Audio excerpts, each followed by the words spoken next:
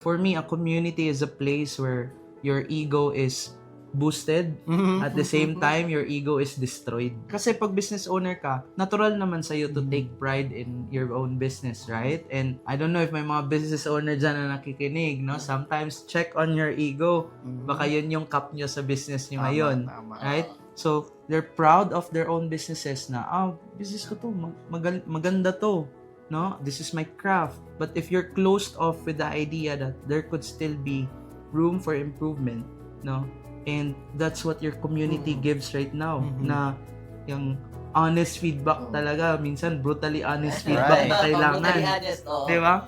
And that's actually what's gonna help you go to your expansion, move forward pa. And connecting sa sabi mo, there's abundance, na huwag kang matakot magbigay ng magbigay kasi hindi ka naman mauubusan. Di ba?